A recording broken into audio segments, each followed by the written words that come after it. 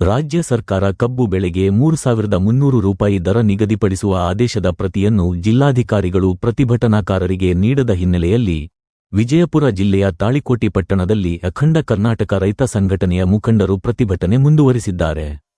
ಜಿಲ್ಲಾಧಿಕಾರಿಗಳು ಕೂಡಲೇ ಪ್ರತಿಭಟನಾ ಸ್ಥಳಕ್ಕೆ ಆಗಮಿಸಿ ಆದೇಶದ ಪ್ರತಿಯನ್ನು ತೋರಿಸಬೇಕು ಎಂದು ಅವರು ಆಗ್ರಹಿಸಿದ್ದಾರೆ. ನೀವೆಲ್ಲ ರೈತರ ಮಕ್ಕಳೇ, ಆ ಒಂದು ಸರ್ಕಾರದ ಒಂದು ಅಧೀನದಲ್ಲಿ ತಾವು ಕೆಲಸ ಮಾಡ್ತೀರಪ್ಪ ಅಂದ್ರ ನಿಮಗೂ ಕೂಡ ಅನಿವಾರ್ಯ ಇರ್ತದೆ ಸರ್ಕಾರದ ಆದೇಶವನ್ನು ಪಾಲಿಸೋದು. ಆದ್ರೆ ನೀವು ರೈತರ ಮಕ್ಕಳು ಅಂತಕ್ಕಂಥದ್ದು ಮರಿಬಾರದು. ಹೋರಾಟಕ್ಕೆ ತಾವು ಒಂದು ಬೆಂಬಲವನ್ನ ಕೊಟ್ಟು ರೈತರು ಬದುಕಿದ್ರೆ ನಾವು ಬದುಕ್ತೇವೆ ಅಂತಕ್ಕಂಥ ಮಾತನ್ನ ಅದನ್ನು ತಾವು ತಿಳ್ಕೋಬೇಕು. ಇಡೀ ರಾಜ್ಯದಲ್ಲಿ ನಡೆಯತಕ್ಕಂಥ ಹೋರಾಟಕ್ಕೆ ಬಹುತೇಕ ಮಠಾಧೀಶರು ಕೂಡ ಭಾಗವಹಿಸಿದ.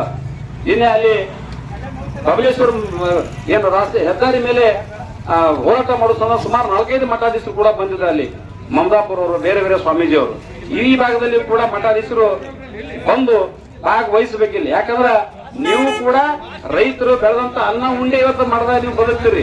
ಮಠಾಧೀಶರು ರೈತರು ಇರ್ಲಿಕ್ಕಂದ್ರೆ ನೀವು ಮಠಾಧೀಶರು ಬದುಕಕ್ ಆಗಂಗಿಲ್ಲ.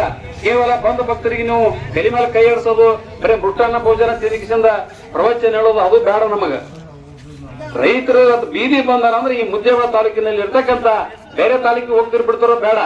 ಆಯಾ ತಾಲೂಕಿನ ವ್ಯಾಪ್ತಿ ಇರ್ತಕ್ಕಂಥ ಮಠಾಧೀಶರು ಇವತ್ತು ಯಾರೇ ಇರಲಕ್ಕ ಬಂದು ನಡೆದಪ್ಪ ರೈತರು ನಮ್ಮ ಸಲಿಂದ ಮಾಡ್ತಾರ. ರೈತರು ಬದುಕಿದ್ದೆ ನಾವು ಮಠಾಧೀಶರು.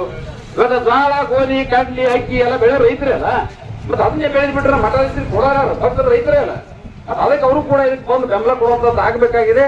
ಅದಕ್ಕೆ ಮಠಾಧೀಶರು ಕೂಡ ಅಥವಾ ಮಠದಿಂದ ಹೊರಗೆ ಬಂದು ಈ ಒಂದು ರೈತರ ಧರಣಿಗೆ ಬೆಂಬಲ ಕೊಟ್ಟು ಸರ್ಕಾರದ ಕಿವಿ ಹಿಂಡು ಕೆಲಸ ಮಾಡಬೇಕು. ಏನಪ್ಪಾ ನೀವು ರೈತರ ಸಲಿಂದ ನೀವು ಕೆಲವು ನಿರ್ಣಯ ತಗೊಳ್ಳಿ ಅಂದ್ರೆ ಸ್ವತಃ ನಾವೇ ರೈತರ ಸಲಿಂದ